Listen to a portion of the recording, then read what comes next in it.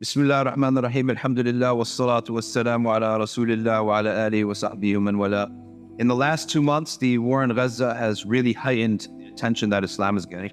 And there are a lot of Muslims themselves who are now starting to answer questions, learn their deen. And we here at Safina Society have produced a platform called ArtView for this purpose exactly. We want to absorb and all those Muslims who are studying their religion for the first time.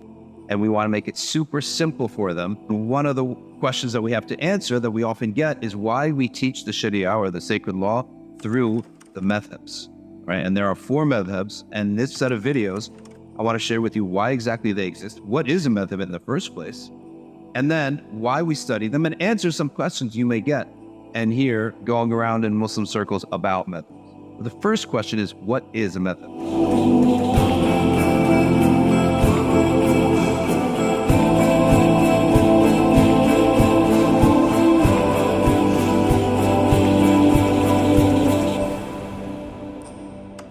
Quite simply, a madhab is a series of opinions or a method of doing something. A madhab linguistically is a way, and in the field of Sharia, studies of Islam, it's an educated methodology that will help you get to the truth. Okay? And that's what the goal of everybody is. Now, why would we need that when we have a very clear book? The qat'i, explicit foundations of the religion have no discussion on them. They're crystal clear. No one is going to differ and say, well, my interpretation is that Mecca is actually in Jerusalem, right, for Hajj. No one's going to say Ramadan is actually not the month of Ramadan that we have now, but it's another month. So the foundations, no one should, when people say the Sahaba did things differently, they worry. No, the foundations are set. These are the explicit verses that cannot be differed upon.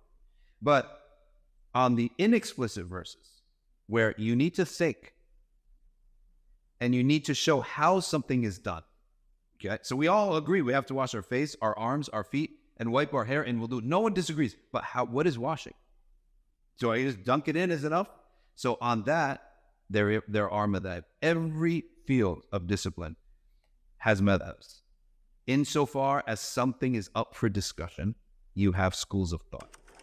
If I want to get from Jersey to New York, there are madhabs. There are different ways to do it. I could go by train. I can go by car. I could take the Holland Tunnel. I could take the Lincoln Tunnel. I could take the GW. All right. I could go to Jersey City and take the PATH train. So that's physically in life. What a strategy to achieve something. Okay. I could be defensive. I could be offensive. All right. I could be conservative. I could go in attack mode. There are methodologies of doing things in life. These are madhabs. So in Islam, because we have different verses that are not explicit, the scholars have madhabs. Because we have discussion about hadith, which hadith are you going to prefer? The hadith of Aisha or Ibn Mas'ud on, for example, the issue of eyebrows, right? Someone might say Ibn Mas'ud is more knowledgeable. So hold on, this is about issue of women. You're going to take it from Aisha. Aisha is also, the Prophet said, take half your deen from this little red-haired one. Okay, do I take the part of the deen that's about war that she never attended, right? So she may be the most knowledgeable, but not in matters of warfare. She never attended those.